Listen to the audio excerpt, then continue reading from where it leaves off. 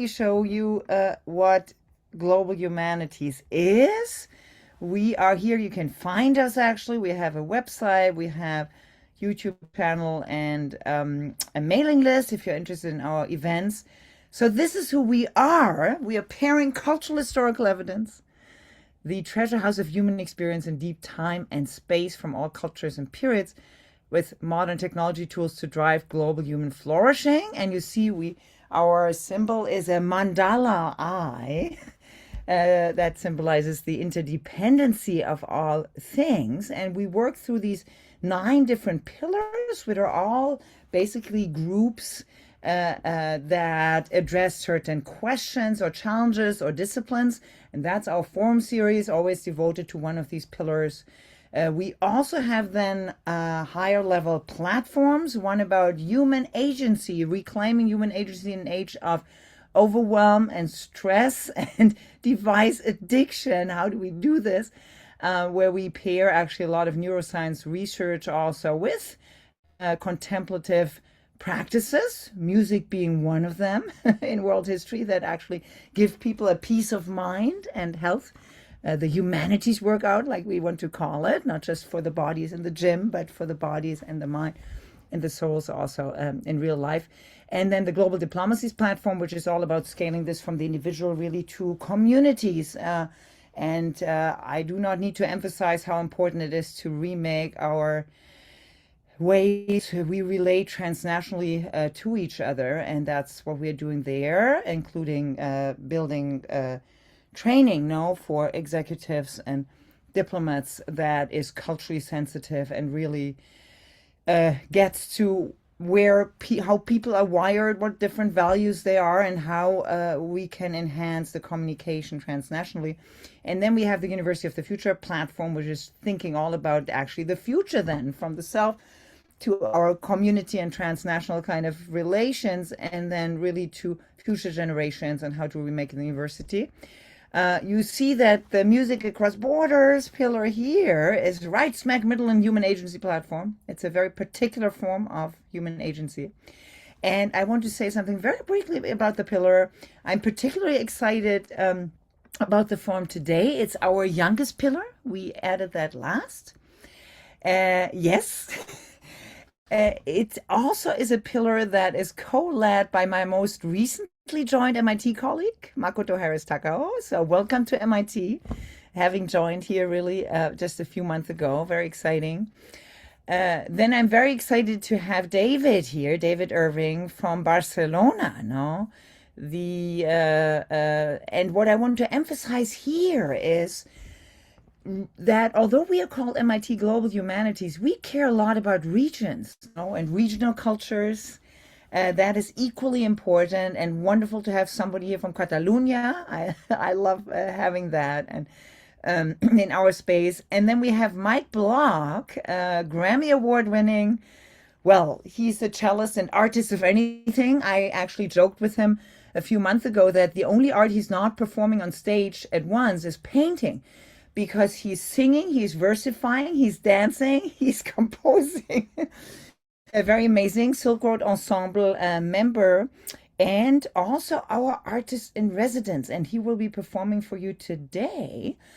And I'm particularly excited about that because all those of you who know about Suzuki string repertoire or might have been kind of growing up with that will be excited because Mike has been working on a global string repertoire Suzuki. And it's very topical because if you didn't see this background here, I'm on the 25th floor in the heart of Tokyo. You would be seeing a forest actually of skyscrapers instead of this, but it's a great alignment also with the topics ahead here. So without further ado, I'm giving it over to our panelists here and also the co-coordinators really of our pillar. Please take it away. So excited and honored to be introducing you and having you here today.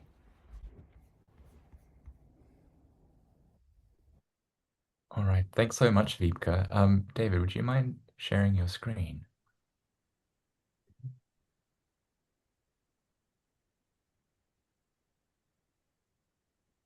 Okay, brilliant. Can we go to the next slide, please?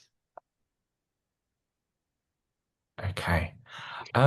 Before we begin, I of course want to acknowledge who we are. Vipka very generously introduced us already. As you can see on the screen here, our pillar is coordinated by a team that brings together musical performance, composition, cultural history, and musicology, connecting a wide range of performance and research traditions. You'll get to know a little bit more about who we are and what we do through the lens of our research momentarily. So I won't have any lengthy introductions in terms of our professional profiles per se. But in terms of who we are, this certainly isn't incidental.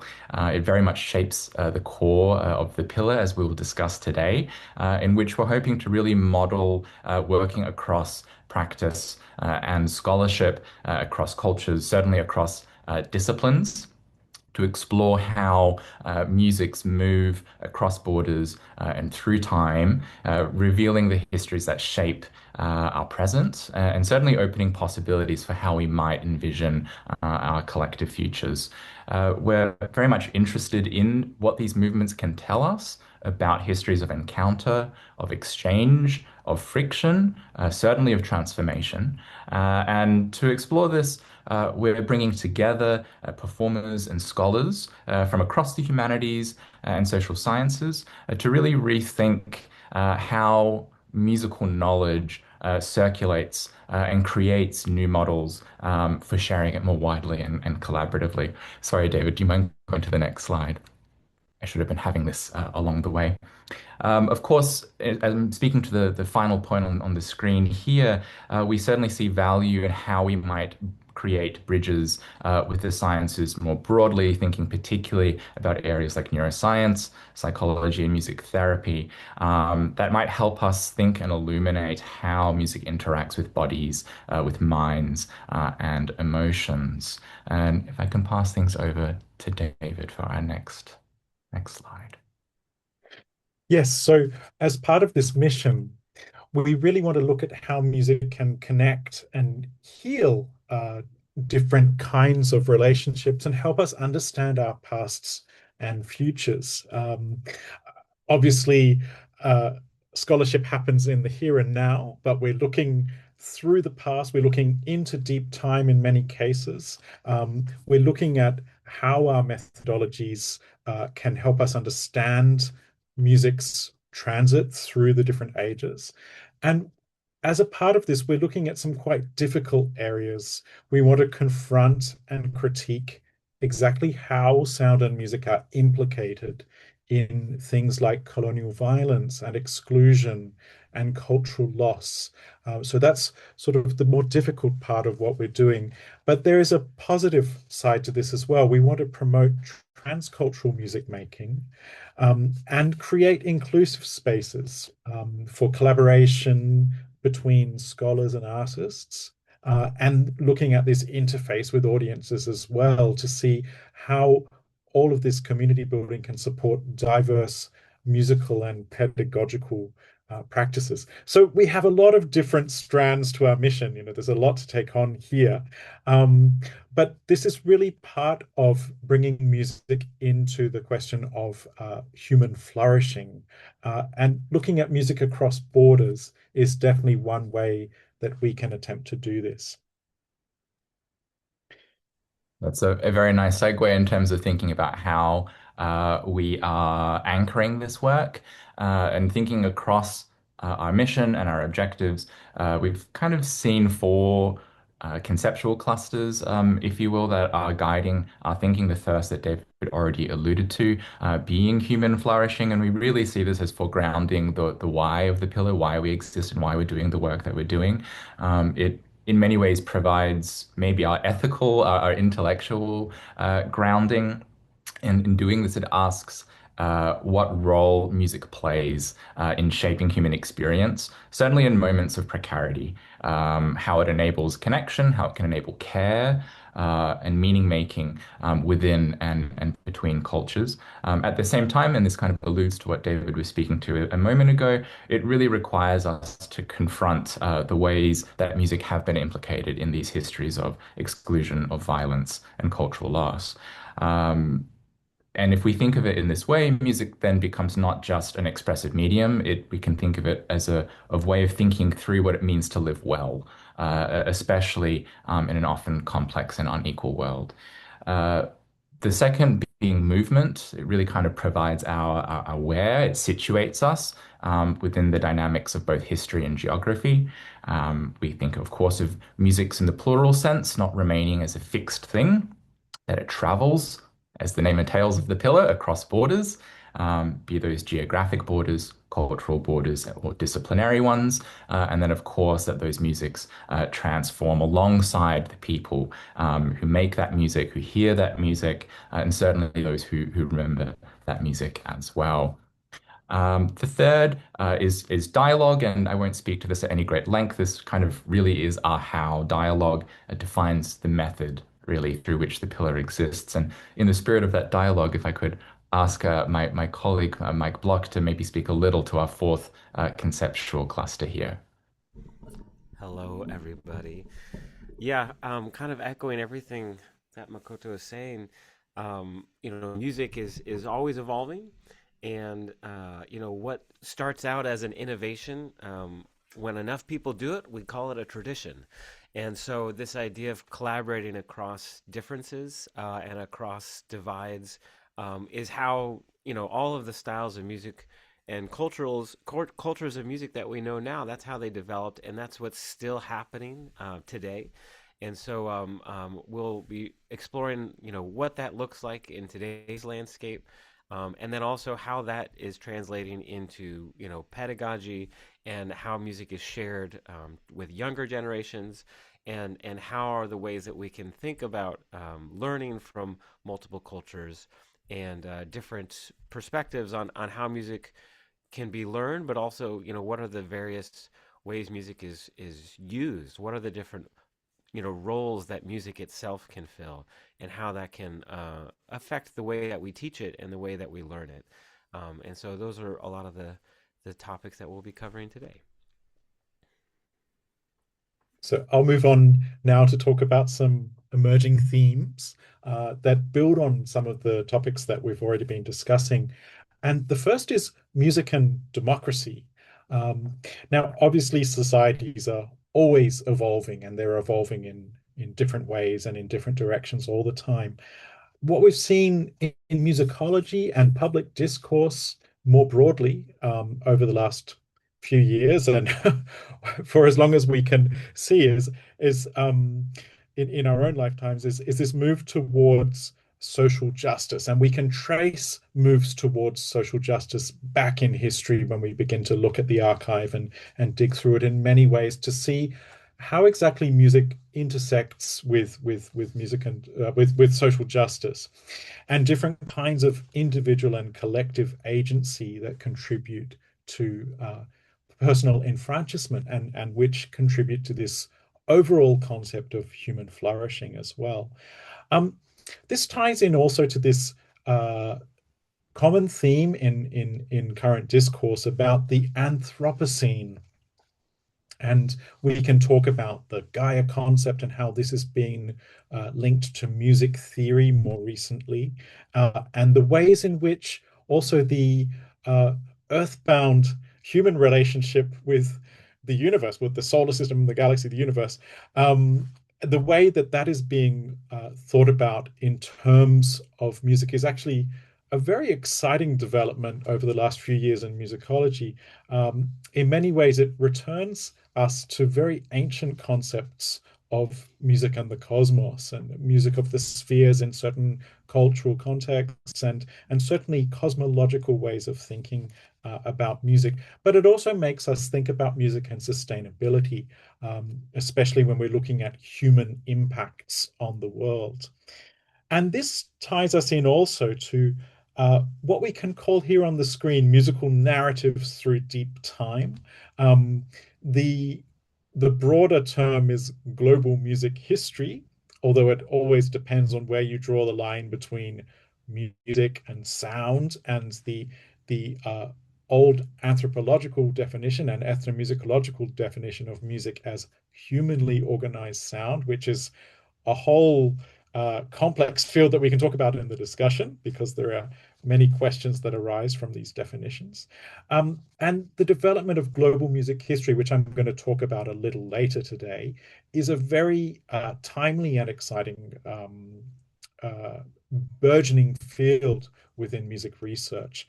And it's an interdisciplinary and cross-cultural field of research that is having some really exciting impacts on our musical practice, our musical thought.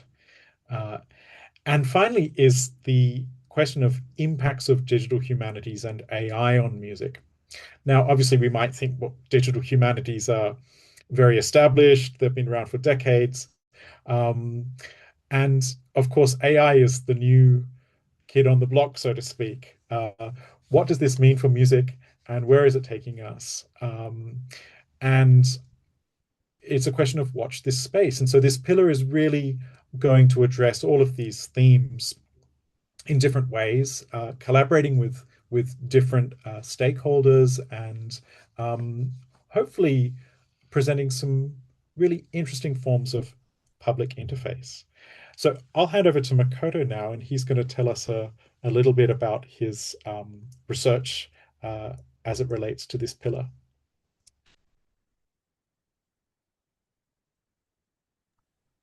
Thank you, David.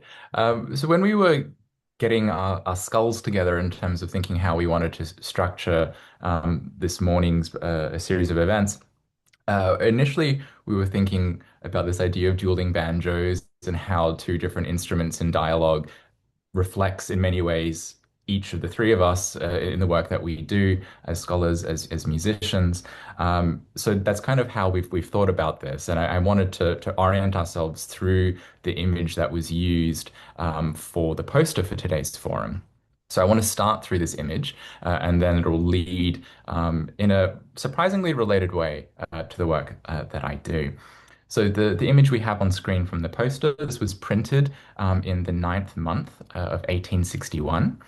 The artist, Utagawa Sadahide, was one of the most prolific chroniclers of what the Japanese called Yokohama-e, or Yokohama pictures. It was a genre of woodblock prints that emerged kind of overnight, almost in response to the opening of this very important treaty port in 1859, and this sudden disorienting visibility of foreign bodies, foreign goods, foreign customs, foreign sounds on Japanese soil.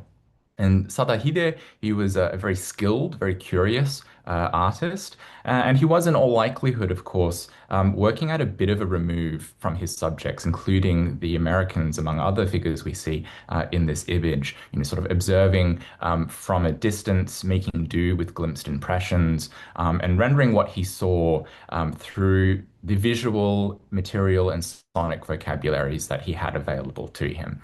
If we can go to the next slide, David, please. We can take a closer look at the instruments in this print. So on the left, we have something recognizable to any Japanese viewer of 1861 and to those of us in the present who have somewhat of a familiarity with East Asian musics. And that, of course, is a shamisen, the three-stringed long-necked lute that had by this point really become the defining sound of Edo popular culture, the instrument of the pleasure quarters, of kabuki, of popular street musics. On the other, we have something kind of harder to classify, right? It has a waisted body, proportions, structural features that might suggest something from the violin family, perhaps a guitar. And then this is the detail that I want us to linger on a little bit. In the American woman's right hand, we have her holding a bachi. This is the flat, fan-shaped plectrum of the shamisen tradition, placed in the hands of we don't know the identity of this American woman, but certainly someone of a certain social status. And it's been reassigned to an instrument for which, of course, it was never designed. But I want us to think of this bachi not as a mistake. Rather, it's kind of this productive, generative mistake that really lies at the heart of intercultural encounters. Salahide, of course, had no training in European organology, that is the study of musical instruments. He couldn't have known the interior construction of a guitar, much less the mechanics of a violin bow, the tuning systems of these instruments that were really becoming prominent in these parlor houses of Yokohama. What he had, of course, was his own instrumental world, his own repertory of shapes and gestures and playing postures, and the task of making what was foreign to him legible through those vocabularies. So he gave this foreign musician a bachi. He translated the instrument into something that the Japanese viewer could recognize, could place, and could certainly try to imagine the sound in their own minds, even if what was resulted was really an instrument that didn't exist anywhere other than in the woodblock prints of Salahide's world. So this act of organological translation, if we can call it that, of making commensurate what was, foreign and divergent, is of course by no means unique to 1861. This is a recurring epistemological situation in the history of music across borders. And it's also the situation that defines my own specific research. Though the moment that I tend to work with is almost exactly 3 centuries before Salahide. You can go to the next slide, please, David. There we go. So in 1603, the Jesuit mission in Nagasaki published the first comprehensive dictionary of the Japanese language intended for European users.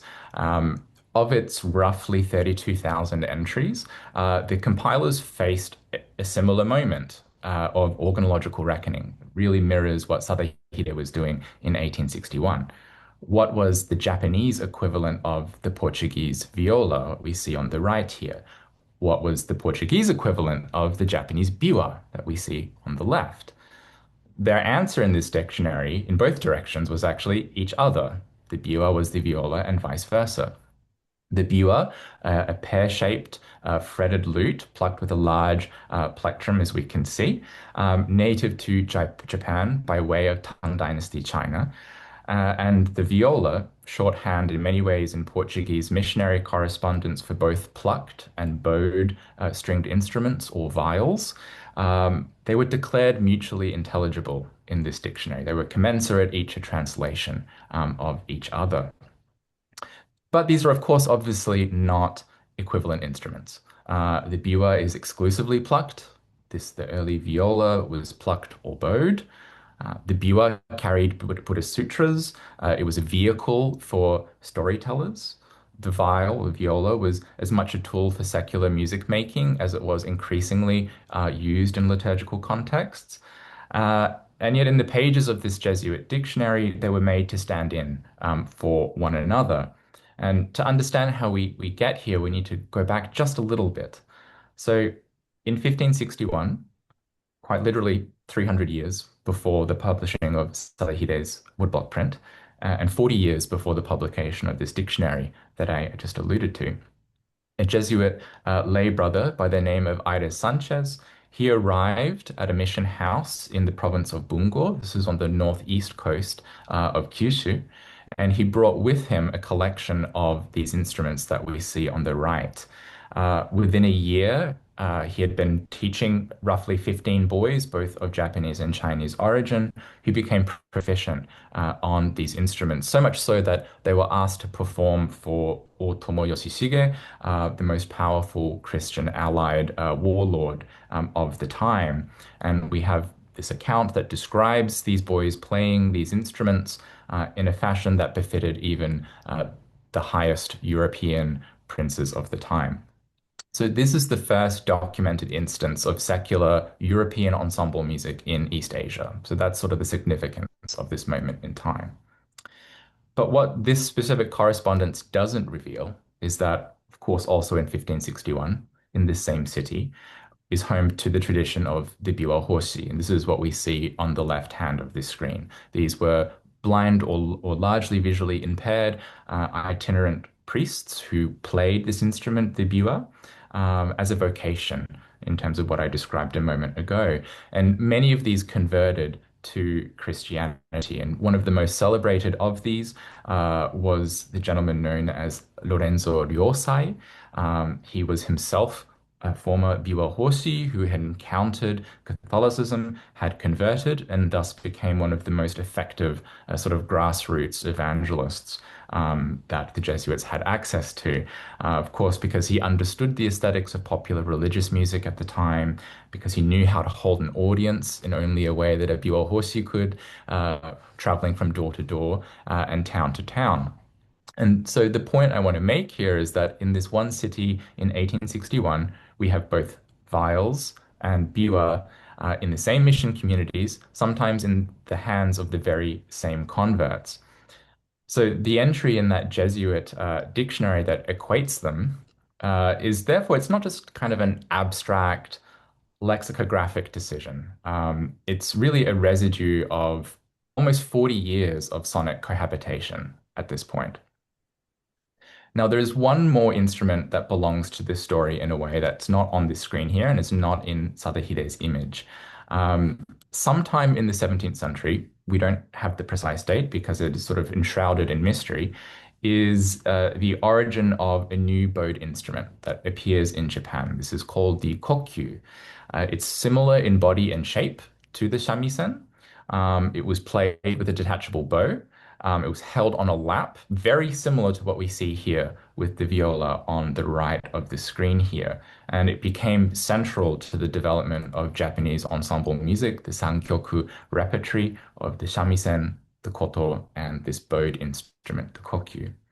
Now, various scholars have conjectured about the origins of this instrument, it being the only indigenous bowed instrument to Japan.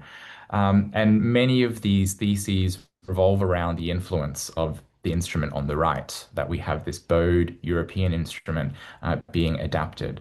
But I found something recently that gives me pause and perhaps gives credence to this idea. I've been consulting a 17th century eyewitness account of a Japanese merchant who was traveling in the Philippines. And within this, he describes going to a church in Manila where he sees Japanese exiles after the criminalization of Christianity in 1614 of an organist, a pipe organist, playing along with a kokyu, which seems very odd in comparison. But this maybe reveals to us a tradition of Catholic converts playing this instrument, perhaps even developing this instrument and bringing it with them in diasporic contexts. So if this thesis is even partially correct, then the shamisen in Sadahide's 1861 print, it's not just a replacement or a thinking of the biwa, it's a cousin in some ways, however distant that cousin may be, of these viols, of the viola, played in Bungo some 300 years earlier. The bachi that we see, Sadehide giving that American woman, carries with it, kind of folded and compressed in her own hand, a history of cross-cultural organological translation that stretches from the Jesuit mission houses of 16th century Kyushu through to the treaty ports and parlors of 19th century Yokohama. What this pillar investigates is precisely this kind of long, entangled, and often invisible history. I don't want us to necessarily think about music as a universal language. Indeed, this is in many ways an unproductive kind of mythologization.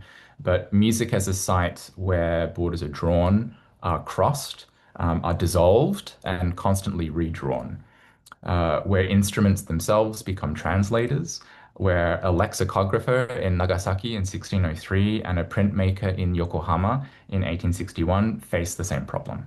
How do I render this foreign sounding world in terms that my audience can recognize and reach independently for the same solution, right? Find the nearest equivalent, assign it, and let the gap between those two things tell us something about the truth of that encounter.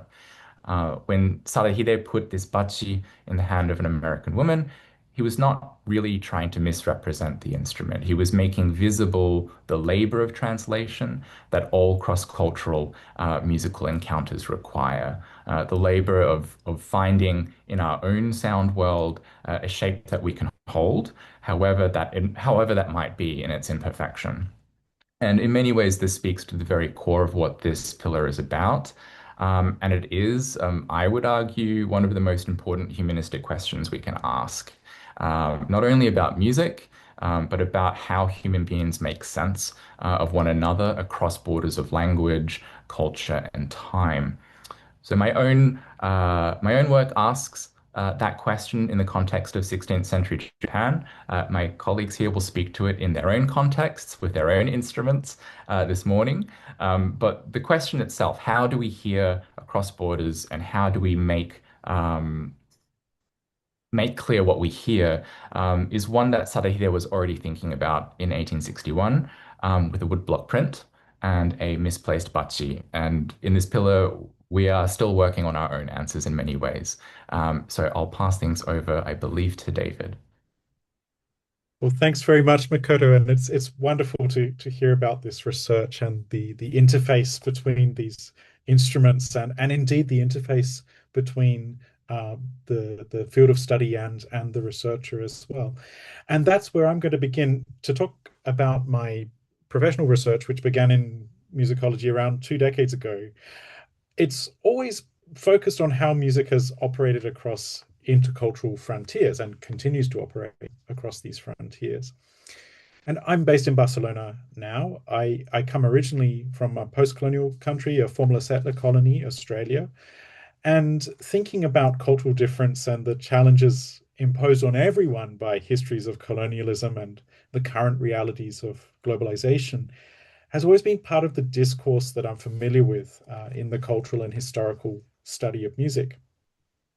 And more broadly, I want to think about why we make music in the ways that we do and how music functions in human societies. And there's that question of music versus sound and music as humanly organized sound and kinds of sounds that some people call music and others don't, but we can get into that a bit later. So in my own work, I've focused on the 16th to 18th centuries.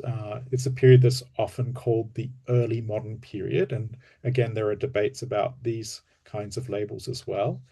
It spans a number of periods that have popular names in the music history of Western Europe, the Renaissance, the Baroque, and the Classical. But this time period also coincides with the first wave of overseas colonialism and the creation of colonies of many different types. My first book, published in 2010, was about the impact of Spanish colonialism on the Philippines from 1565 to 1815. That's 2.5 centuries, the period in which galleons were regularly crossing the Pacific Ocean between the Philippines and Acapulco, Mexico. I've also engaged in studies of other areas of Spanish colonialism, uh, as well as Portuguese, French, British, and Dutch colonial contexts, mainly in Southeast Asia, but also in other parts of the Pacific and on several other continents. So I'm particularly interested in studying travel writing and also the history of religious missions of many types, looking at the transformation of musical ideas in their transit through different cultures, languages, and materials. And one of the biggest challenges is the question of source materials and how we interpret them. So for any scholars trained in the quite philological methods of the history of what we call Western music in scare quotes or European music in scare quotes, which focus particularly on textual sources, music notations, and iconography, and very often from before the era of sound recording, which we can date from around, let's call it circa 1880 onwards in terms of its impact, of the invention being 1877. It's quite a cognitive and methodological shift to deal with topics that are beyond the geographical boundaries of what people call Europe, or even the most prominent settler colonies. There's also a vanishing point for source materials from before the 19th century, but thanks to new tools that have emerged in the digital humanities and now in AI, we're looking at new horizons of possibility in historical musicological research. I should say something about these terms in scare quotes, European music and Western music that I've just mentioned. They're everyday terms, and for people who work in music education, they're terms that are used almost every working day. They're simultaneously full of meaning, but also devoid of it. They mean different things to different people. The boundaries of Europe and the West are vague and constantly shifting, whether we're talking geographically, politically, or conceptually. And we have to be careful of reductivism when we use them. These proper adjectives, European and Western, are very reductive. And we have to be aware of the baggage of Eurocentrism, essentialism, and exceptionalism that these labels still have. So in my most recent book, on the right of the screen, 2024, I showed that in European languages, the concept of European music only appears to have emerged in the late 17th century. The term is only used in that sense from about the 1670s onwards. And it didn't become commonly used in European languages until the 1770s. From that point, as they say, the rest is history. And I should point out that they emerged through intercontinental contact. So the first mention in print of the term European music in a European language was by a Flemish Jesuit writing in China. And the first name of an instrumental ensemble called a European band was given in India. The first music score printed with the term European music on its title page was made in the early United States in 1807. And the list goes on and on. There are lots and lots of firsts in this neologistic history. The term Western music is a bit different.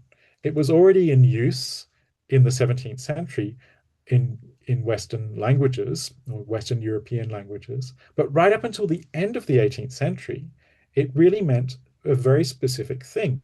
When people said Western music or Occidental music, they meant Christian liturgical vocal music, so not secular music, not instrumental music.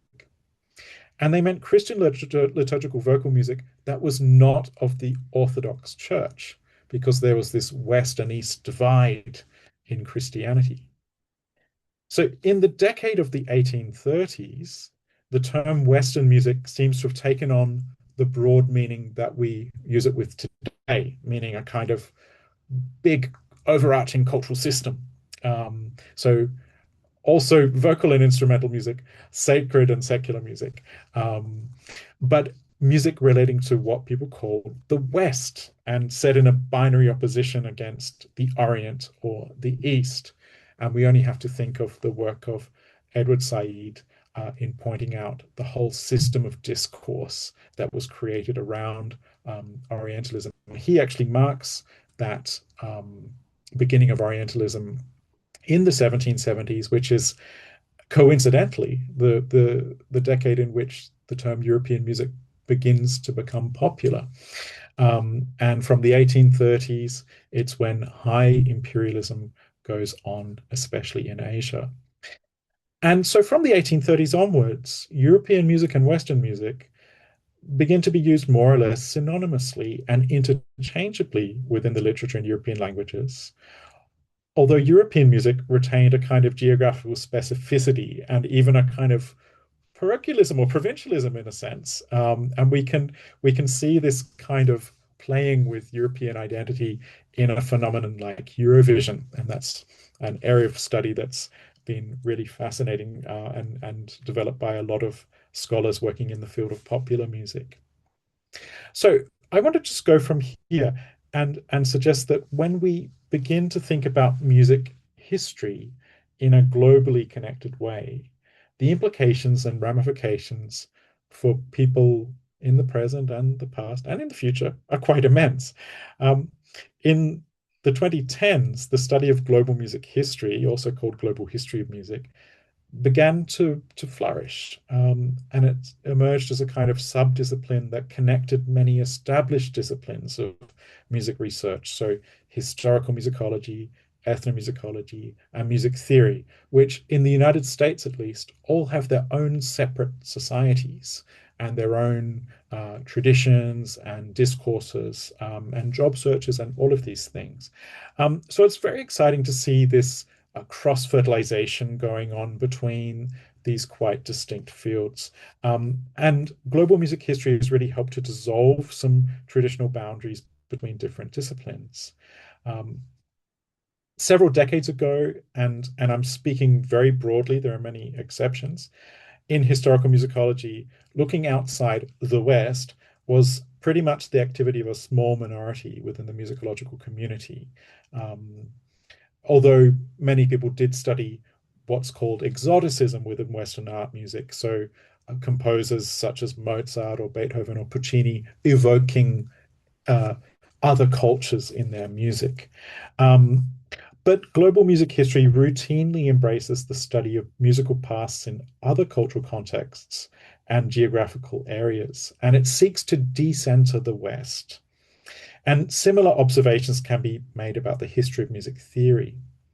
Now, ethnomusicology, which we can think about in broad terms as a kind of anthropology of music, although ethnomusicology and anthropology have many connections, but also many distinctive practices.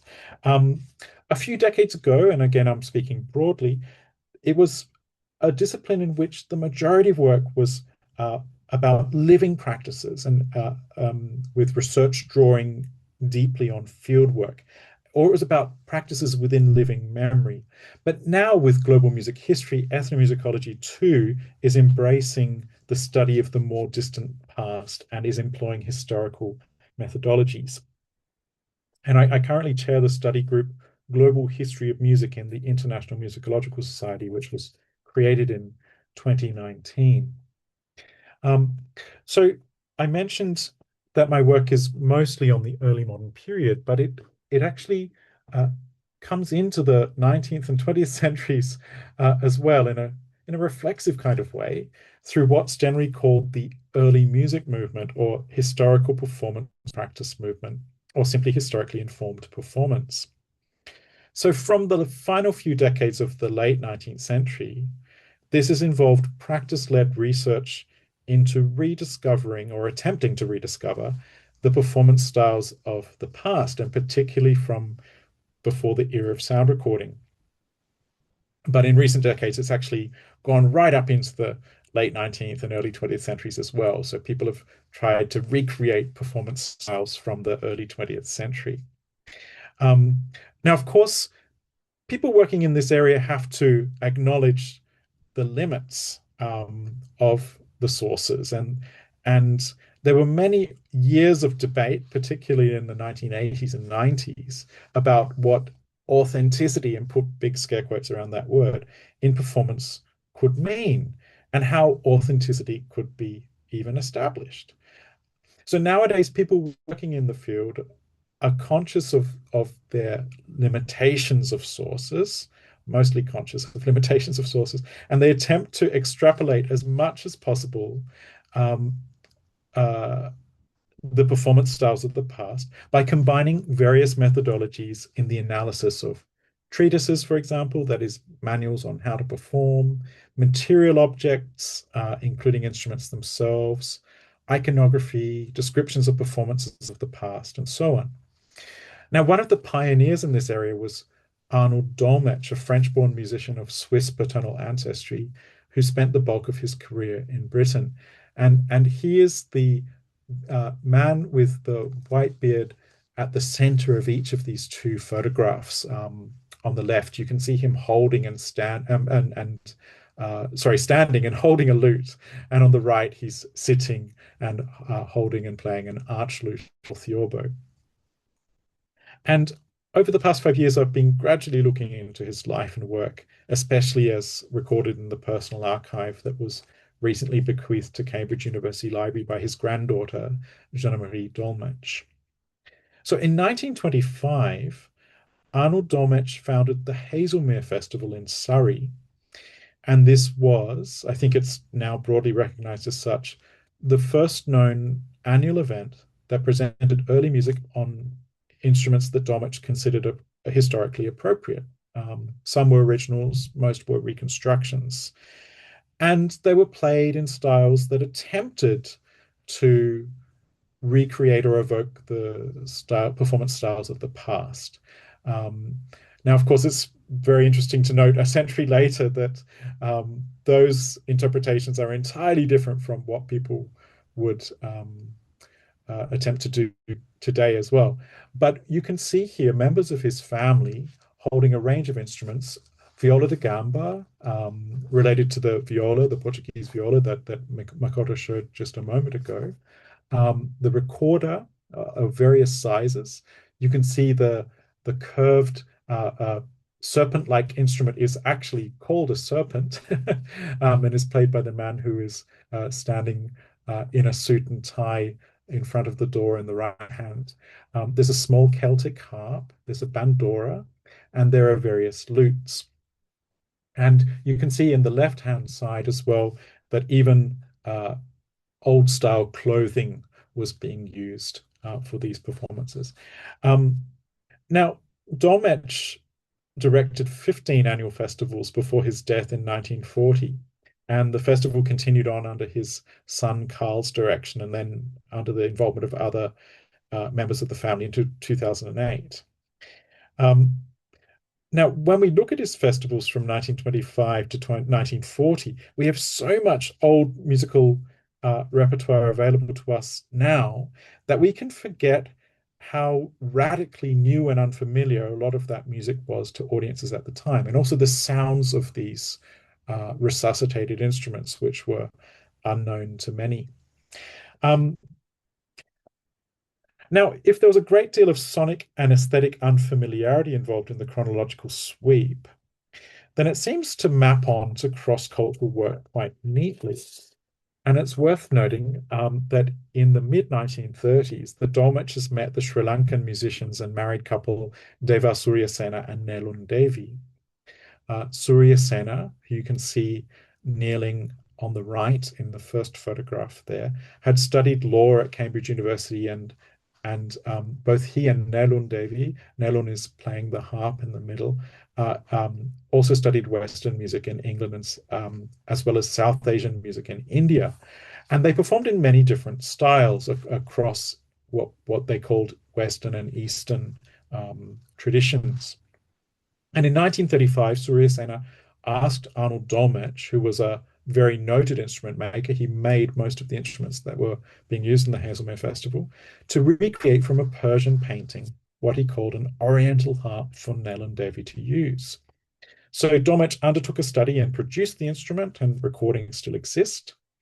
And Surya Sena, you can see this in the very right-hand side of the screen, also used a rebec, which is related to the violin family and was popular in the Middle Ages and Renaissance in Europe, to perform. And they used these instruments across different kinds of repertoire. So I'll wrap up there, but this is just a small vignette of some of my ongoing research, which contributes to our pillar theme of music across borders.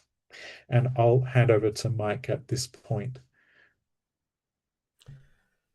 That's amazing. Thank you, Makoto. Thank you, David. Yeah, I'm inspired to just talk about all the things that they brought up at this point in the presentation.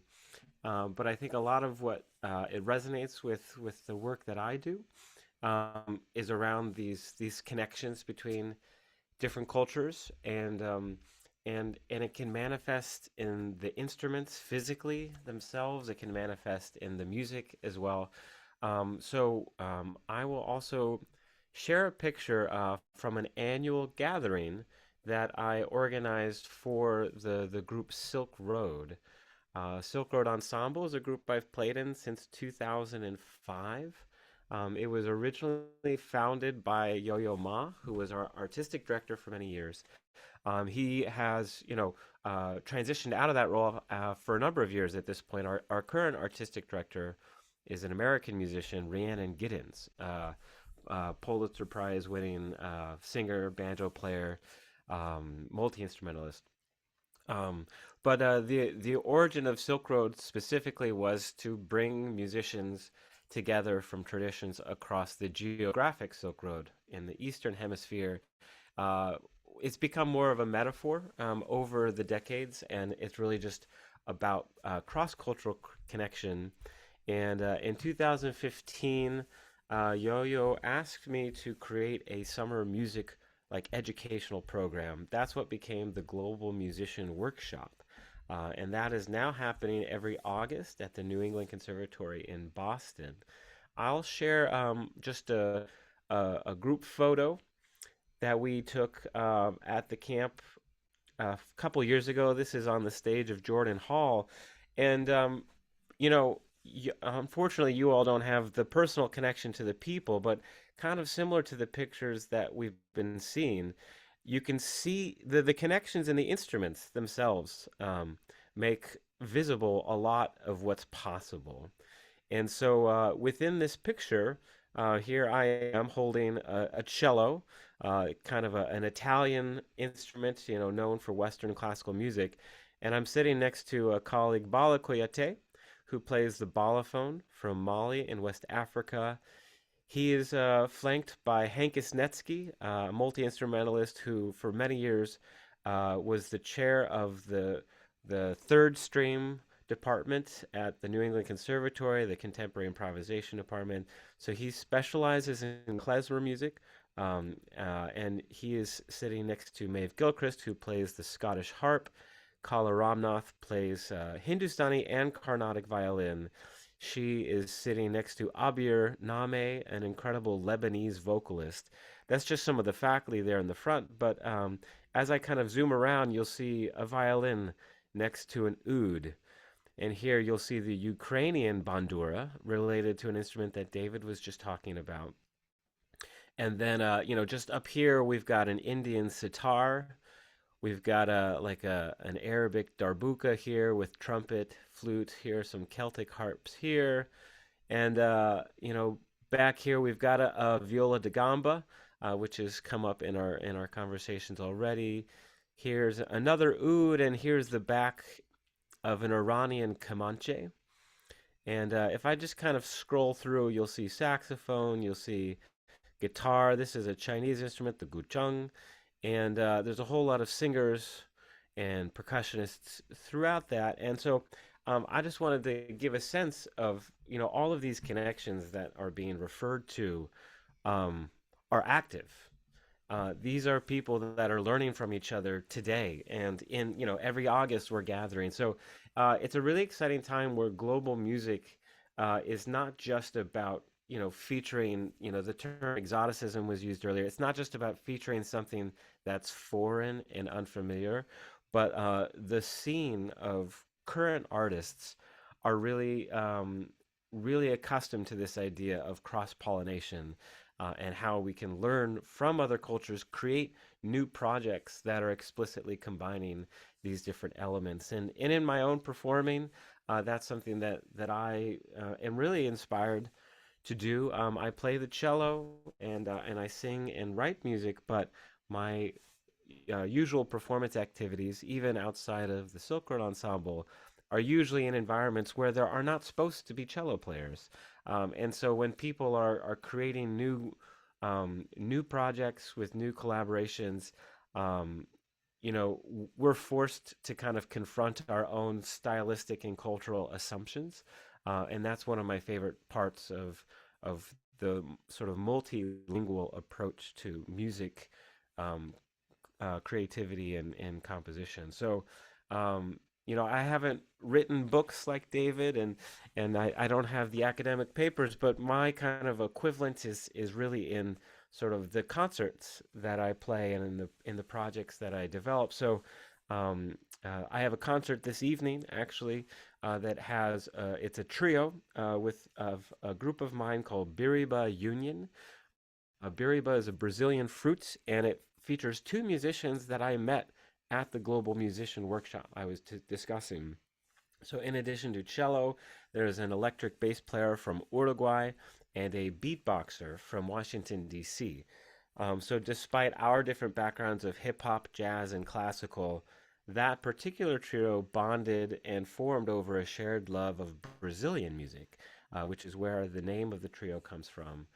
And then I also mentioned the West African musician Bala Koyate in the center of that picture. Bala and I have done a lot of work together. He also lives in the Boston area now. And so we have a six-piece ensemble that has three musicians from West Africa, three musicians from America. That band is called JKD, which means it's good to come together in the Mandinka language. And we've released an album and perform regularly. And then I also have a duo with an Indian tabla player, Sandeep Das, who I met in the Silk Road Ensemble. And so those are some of the examples of the kinds of projects that I'm often exploring. And I think what the way that connects to my passion for education is, we all, I think, appreciate that, teachers and transformative experiences can change people's life, and music is such a great way to be able to explore the world and find out more about ourselves. And so the project I think that Vipka was alluding to is related to what I might identify as one of the most common ways for kids to learn a bowed string instrument. This is the Suzuki string method. It's connected to the Western classical world.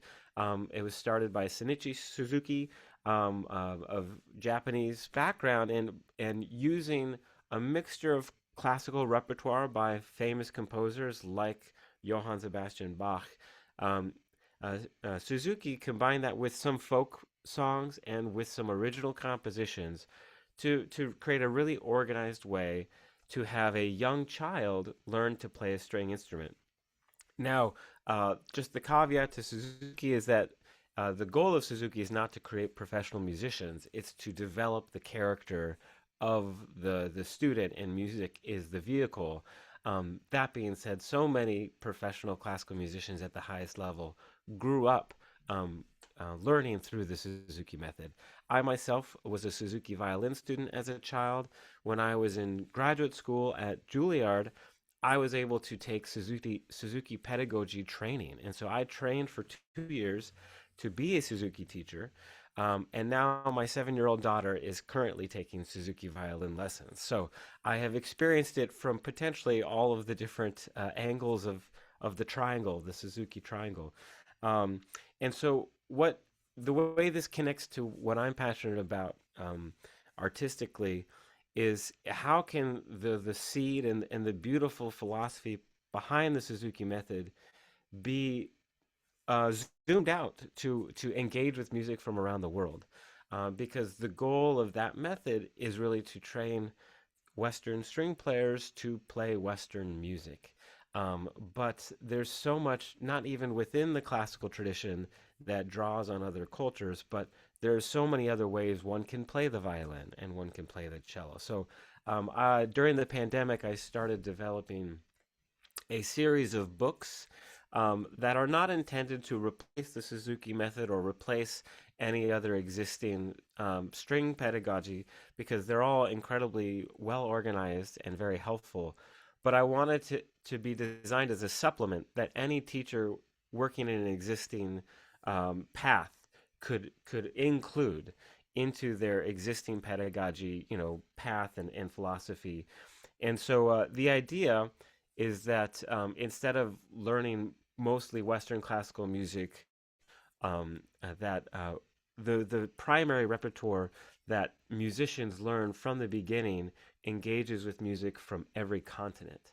And for me, the exciting part about this is beyond just the repertoire, what this asks of the teacher and of the student is to learn in different ways. And so there's going to be a lot of learning by ear, but there's also music that requires improvisation and music that requires, more active ornamentation, something that even within the Western tradition, if we go back in time to the periods that Makoto and David are discussing, musicians were expected to ornament and embellish melodies that were written out in a way that current training doesn't always ask our music students.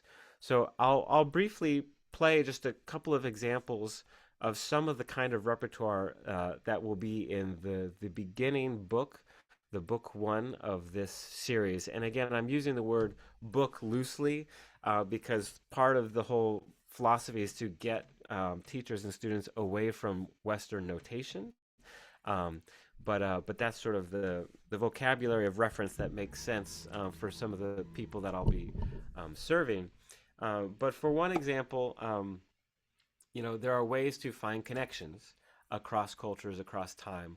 So one of those ways is to find shared musical elements. So uh, many of you may recognize the sound of a scale that in the West we might call the D minor pentatonic scale. This is a scale that would be accessible to a string player. This is the kind of scale that would be accessible to a string player near the beginning of their journey.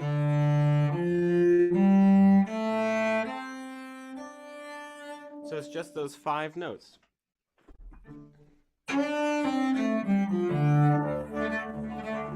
So in addition to being a cornerstone of American music, this scale is found throughout the world. So there's an American fiddle tune called Cluckled Hen that uses these notes, and I could demonstrate for you. And you just give me a sign if you need me to adjust the sound at all.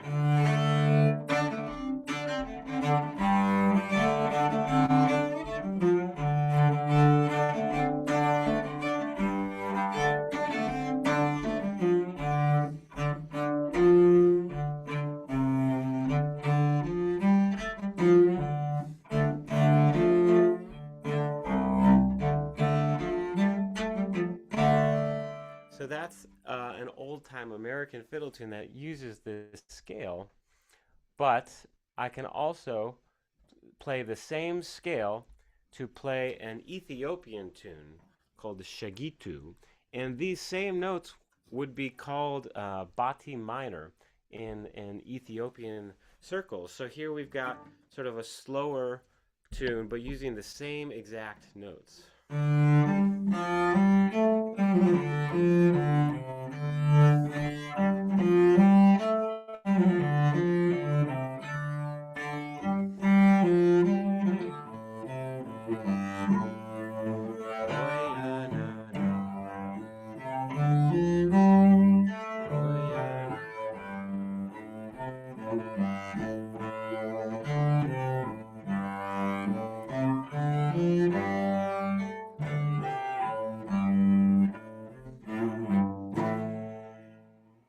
And that same melody could be used, the same scale is a core part of traditional Chinese music as well.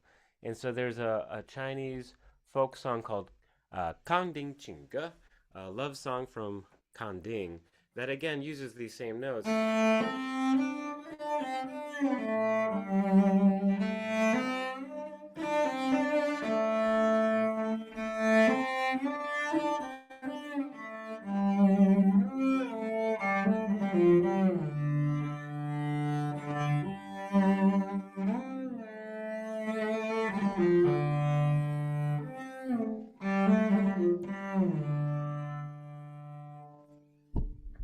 So that's an example of taking an accessible scale that can be a gateway to 3 different continents of music and very different conversations as to the role of music. The first tune, Cluckled Hen, would be intended for dancing, and so how do we create music? How do we learn to create music for dancing?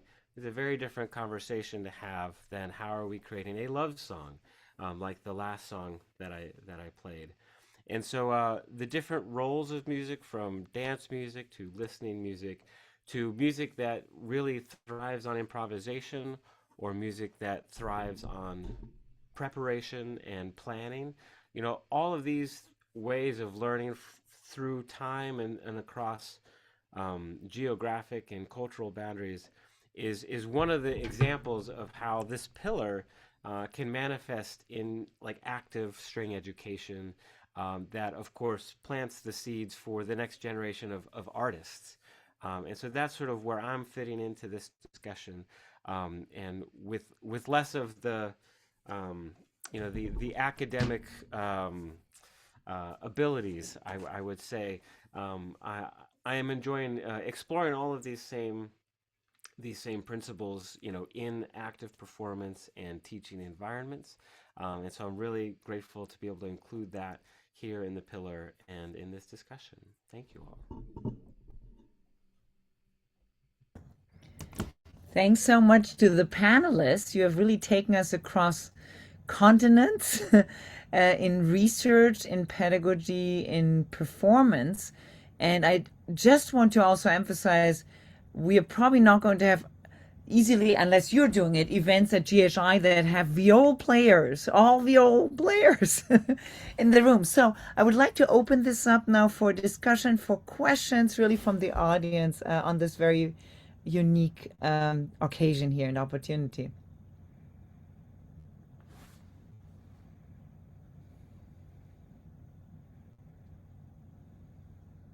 I'll just add that thank you, Mike, so much for your performance and presentation. It was absolutely beautiful, and I got goosebumps actually listening to this. But musicology without music is only ology. I would just say that. So, the practice is right at the forefront, and it has to be. And we can all learn so much through this interface between discourse and practice, and it's very exciting. Yeah, thank you so much.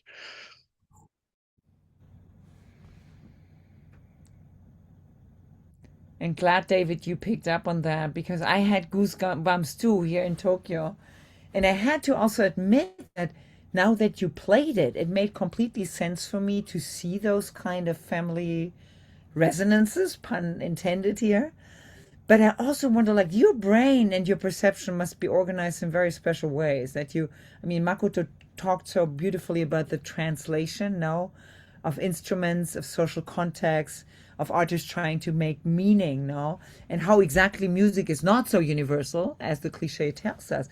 But Mike, so how have you been honing that to actually listen to all of this across continents where probably I wouldn't perceive this immediately, but when you play it and say it, no, it's really there. And so the Well, sure. music Yeah, I mean, becomes, a that's family that's one history. example where, this scale, when you get to know different scales, you can hear them and identify them, and my brain is so small that by simplifying everything out there, that suddenly the connections can become clear. But there's other scales that have all of these connections, and actually scales, much like the instruments themselves, do have these regional characteristics. And you'll find scales in klezmer music that connect to Arabic scales. And there's then there's even Arabic scales that are referred to as Turkish scales, but are a part of the Arabic tradition, but even within that are recognized as having originated in Turkey. So you know often the vocabulary and how things are called can give us windows. And one of my favorite examples that just makes all of these historical connections so obvious is like the American bluegrass band. When we think of bluegrass music, we think of banjo, we think of violin, we think of guitar, bass, mandolin. But when you actually look at these instruments, the bass is connected and related to the gamba. That Makoto's got a small version of the treble version. So the bass comes from Italy, from the viol family, and the mandolin coincidentally also comes from Italy, but from a different family of instruments. And then when you look, the history of the banjo is directly from West Africa. And then the history of guitar is really fun because the suffix tar is actually the name of a plucked instrument from Iran, a Persian instrument called tar. And the tar went in two directions from Persia. It went east to India to become the sitar, and it went west to Europe where it became the guitar. And so, even something that we think of as coming from a specific time and place, like bluegrass, comes from Kentucky in the 1940s. The instruments that made it what it is come from Persia. They come from Italy. They come from West Africa. And so all of these connections are real when you actually look at the history of how it came to be. Fascinating, the organology here. I like the idea of bodies of musical instruments that resonate with us. No?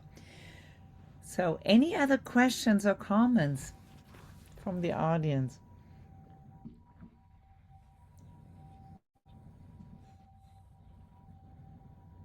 What brought you here today? What questions were answered or not answered? What do you feel inspired by? Alicia, please. Here's our coordinator, one of the coordinators of our heritage pillar. Come back in 2 months for the forum. Alicia will be there with our other artists in residence. Actually, Bart was not here from Burma, resident in New York. So that will be exciting in 2 months. Please, Alicia. Yeah, thank you. And in fact, I have Bart's artwork hanging behind me right now. I just wanted to thank you, first of all, for that beautiful presentation. And I really have more of a comment than a question, although I have dozens of questions, maybe for another time. But that is so many of the themes that you mentioned across your three excellent presentations are really contemporary issues that Heritage Studies is looking at incredibly closely, and in a similar, very cross-border, cross-discipline, kind of cross-theoretical and applied uh, different mobilizations of it. And this issue, especially of retrieving agency, in fact, is very much the topic of our current pillar project in the Heritage Pillar, which works with visual art, not music, but sort of mobilizing visual art and how that happens when forced migration because of conflict and climate occur.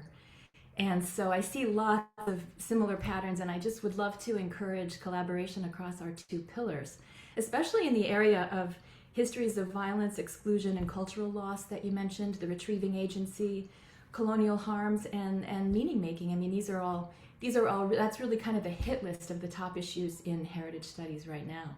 So we'd love to find synergies and ways to collaborate if you guys are open to it. And I think we talked about that briefly at another presentation almost a year ago. So I stand ready anytime you would like to connect, and maybe offline we can have a conversation. And thank you again. It was really wonderful. Thanks, Alicia. So glad that you guys are meeting. This is also a GHI fiesta always, where people meet who, haven't necessarily been together at the last annual meetings and so on. Any response perhaps from the panelists or ideas? Just to say here, this is fantastic. It's music to my ears. Yeah, to hear about these synergies and common interests. Yeah. So please let's keep talking about this. Thank you. Love to. Thank you, guys.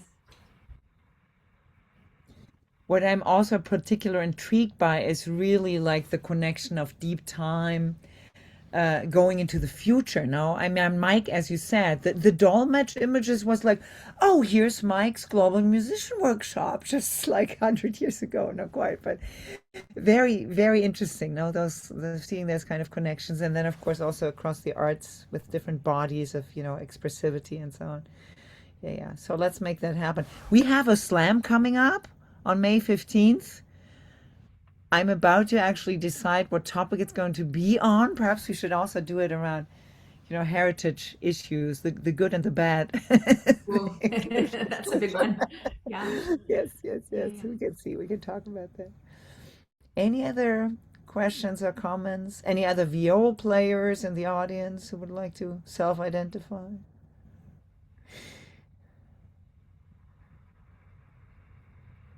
Yeah. I mean, if there are no other questions, I'm just thinking back, Mike. Thank you again so much for sharing some insights into how you are finding the utility of a set of notes, right? A key set of notes that allows you to bridge and think and train across borders. And I mean, this connects very much to David's area of research. And I think back to, in the 18th century, where Europeans are trying to grapple with Chinese music theory. And they find, of course, the striking similarity between what they call the Scotch scale and the Chinese scale. And of course, that ends up in a slightly problematic way in terms of how a hierarchy of world music's lead to theories of musical evolutionism. But nevertheless, already in the 18th century, there's a sort of striking degree of similarity between scale structures, and in this way, they're actually being brought together in a productive manner. And I guess, a question for you, listening to you play this Chinese love song, it brings me back to my own childhood learning the cello and seeking an outlet to learn Japanese music when I did not have access to Japanese music teachers in Western Australia. So the cello became a conduit to explore that. And part of it was, as I would imagine, the development of alternative techniques that are not within the typical toolkit of a music teacher.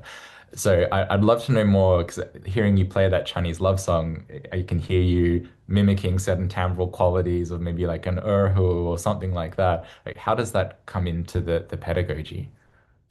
Well, that's exactly it. As I was, thinking to play like an erhu for the Chinese song, and I think Makoto actually used a common term like alternative techniques or extended techniques, and that's used within Western classical music often to identify things that don't don't sound normal within the expectations of music that Beethoven or Tchaikovsky would have composed, but really it's just a way of identifying the boundaries of one's own tradition, because what's an alternative technique for a classical cello player might be a fundamental technique for a bluegrass violin player. And so this is a big part of it, which is zooming out,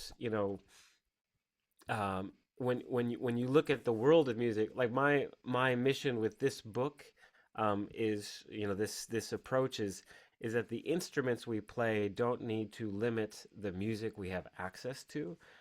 Every instrument is a tool that can connect us to any type of music, regardless of the style of origin that an instrument developed alongside of. And so like on this kind of nuts and bolts issue, Makoto, like technique is a big deal because I learned Western classical cello where I was told there was such a thing as a good sound that I needed to work really hard to create. And built into that is this idea that there are bad sounds that I should not be making.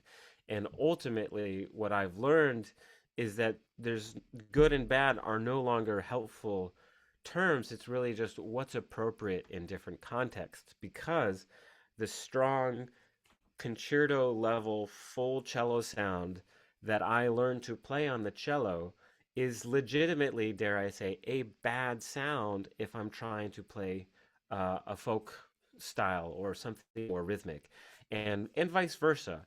And so like it takes different techniques to make different sounds and to play rhythmically versus melodically. And so um, this, learning from other traditions, when I'm imitating the arhu, I actually use a different kind of vibrato that a teacher might have told me was quote unquote bad when I was trying to play a Brahms sonata, but opening up to that, kind of this technical code switching, that where when I'm in a new musical language, I do try and adopt the accents that I'm hearing other musicians, play with in that dialect. And it's not a matter of losing my own, identity through that. It's a matter of feeling like I can join the conversation all the more meaningfully by sounding like people who speak those musical languages. And then, the hope is by, you know, filling somebody's artistic toolbox with things they've learned from other cultures.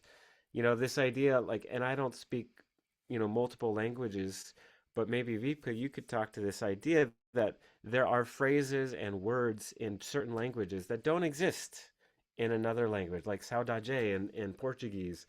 Like they always talk about how we struggle to translate it into English because we don't quite have the word for that. And I think that applies musically as well, where different styles of music can often articulate something in a way that might not be possible in another style of music. So it just builds this artistic toolkit, but also it allows the musician to be able to feel and express things that they might not have otherwise been able to feel and express had they only spoken one musical language. So I think there's a lot of connections between music and spoken language. And maybe Vivka, you could talk more about how that manifests, the benefits of learning languages and what that does for people. Yeah. Yeah, yeah. Wow, unless there are other questions from the audience here, let me pick up on that. Super inspiring what you're saying. Actually, yesterday I just gave a talk here at Tokyo University also on the grammar of nature across different poetry traditions, Persian and Latin and Chinese, Japanese, and this whole idea that of course there are a lot of conventions around thinking like, oh, nature is nature, and oh, East Asian poetry loves nature, and it's immediately like there's an immediacy to the way it's kind of presented. Not at all. They're very precise languages, as you call it, or forms of grammar, which is of course a form of metaphor for it. And if you don't know that language, you cannot really understand. No, so this will be for a long conversation. But let me close here also on two quick questions again for the panelists. One more around global music history. This is so exciting, really, Makoto and David, seeing you driving, that field. And it seems to me it brings really musicology into the fold of the humanities in much bigger ways in social sciences than any paradigm has done before, because it's all about music as a social sign also, no? With, of course, the aesthetic beauty and all these kind of things, but it's a social cultural sign. It's not, something that transports with that immediacy. And I wonder what that means for musicology. I do have to say, like, research on like traditional Chinese and Japanese musicology is sometimes so arcane. It's one of the most philologically arcane areas that nobody else can read, even if you're in Japanese and Chinese studies. Can we bring them into the fold, no? Through this paradigm? That's a question there. And just one last comment there too. I'm very much reminded of the classic of poetry, the Confucian classic of poetry, and the preface there that talks about how actually the sounds that are being produced, there's a connection between sounds and poetry, how they're actually also an image of a functioning state or a state in decline. And oh gosh, listening to the world right now, we would hear a lot of sounds of decline probably. But that's really interesting. On the one hand, there's the idea on the Confucian side that music completely unites, the ritual divides, creates hierarchies. Music is kind of universal. But on the other hand, it's also something you have to project that meaning in, You listen to it and then you understand, oh, this music comes from a declining state or from a good state. So anyway, any last thing about the global music history and what it does to the ways we have been thinking about music? And I just brought the Confucian example here now from millennia ago, and how it opens musicology into being more of a major humanities field, which it hasn't been, unfortunately. I think we should be doing that. Any thoughts on that? And then I'll have a quick question to Mike, and then we'll close. Well, shall I hop in? I mean, if I can answer it very briefly, I have to say, well, absolutely, I agree with what you're saying. This is creating a really exciting new interface, interdisciplinary interface. And if I can try and sum up what it's trying to do in one sentence, I would say, as a whole, we're trying to understand the way human musical behavior operates in different environments and what happens when those environments come together. And why do humans behave musically the way they do? And I mean, this is an age-old question, but the way we're trying to address it is changing. The methodologies that we're using, the traditions of discourse that we're using, they're all coming into contact with each other and creating a dialogue that we haven't really seen the likes of before, because there are just so many voices coming into this dialogue. And there's a democratization of music research that we're really aiming at with global music history. So we're trying to make a polyphony of voices, by decentering the West in music history, and part of this is to do with the histories of institutional structures and the histories of disciplines and the hegemony of certain academic traditions in a constantly globalizing world. Um, and so, yeah, we're trying to create a, a more diversified forum for music research, one that draws on many different traditions, one that draws on many different kinds of epistemologies. Uh, and we're already seeing if global music history really is a creature of the 2010s onwards, and certainly under that specific label, it seems to be, um, then we're seeing some very exciting results already. New collaborations, new findings, whole new vistas of research opening up. Makoto, I don't know if you want to add anything to this. I think you've summarized it beautifully. If I may be so egotistical, I think my professional trajectory is an embodiment of that in the sense that I am a very atypical musicologist, and I am very reluctant to call myself a musicologist. The fact that I would be able to find myself in a position, a professorial position in a music school or a music department, or indeed as a professor of musicology, I think is a sign of the times. If I was on the job market a decade ago, we'd be having a very different conversation. So I think that is already proof of shifts within the institutional dynamics, a set of priorities, what constitutes music in the first place, what serious historical musicological research is, how that finds its way into the classroom, what we teach, who we speak to. I think we're going in the right direction. So I'll leave it at that. Amazing. I am so excited, and it's so exciting to have you as part of Global Humanities. So now ending up here with Mike, and we will be ending at 35 here because we started on MIT time 35. So, Mike, here is a little warning to you. We have a lot of neuroscience folks also at Global Humanities, who do all kinds of work. And I'm so fascinated thinking about like how your brain works, having worked across all these languages. You have kind of musical multilinguality, and the way you talk about it now is that I think like it's also in here. It's something that has been you have been kind of wiring yourself into, and so on. And so my question then is, how can we feature? What are the next step for the Suzuki Global Suzuki project? Because I have to say, like I was as a violinist, I was not trained with Suzuki, and I feel like the standard Western training is closing up your brain and your heart to be creative yourself. While what you're doing here is actually to opening those channels to see those family similarities, to be able to experiment, to be able to actually really, be an experimental musician somehow in some way. And I see with my son, who is Suzuki trained, but on the older, on the Japanese German kind of merging of basically musical traditions. So how is your vision also to? I think you have so much to give there to the world. How can we leverage that? So, first of all, to everybody else, we will be doing an event, hopefully, at MIT where you can hear Mike play, but we really also want to scale this. What is your idea about that? Because I think it will change everything about how people can listen to and create in new languages and whole new identities, no, that you would be giving them. And I find that incredibly exciting, no?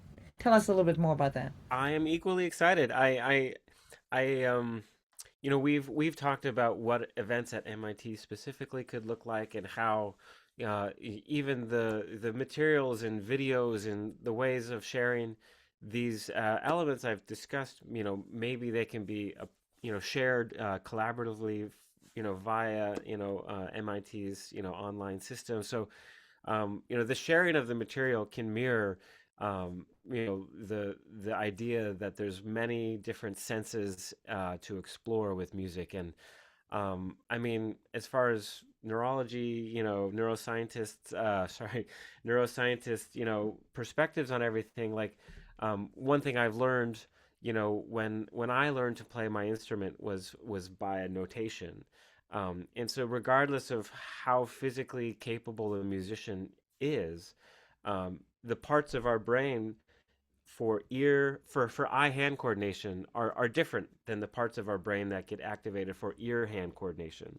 And so it's often not about learning the physical skills, but creating these new connections within our brains that enable somebody to feel more comfortable, improvising or playing different languages. So I'd be curious to learn more about, how to make all of those, expansions of somebody's kind of awareness, more successful, for myself and for students. But I don't have the answers you're looking for yet.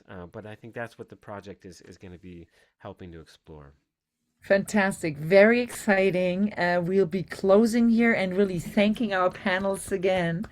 And I want to announce now the next forum. This is going to be on medicine and the healing arts.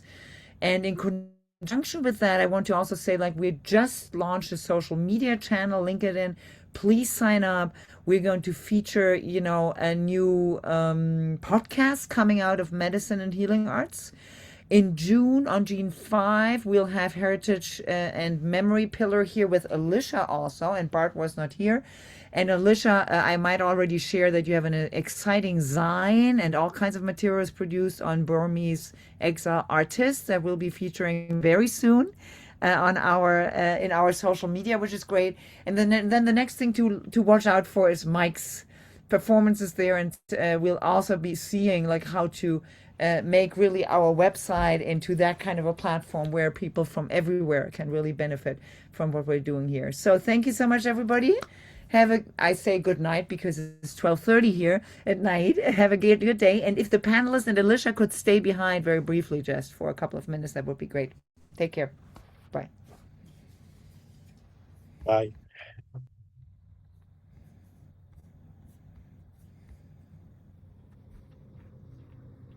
Oh, and Johan and Matt.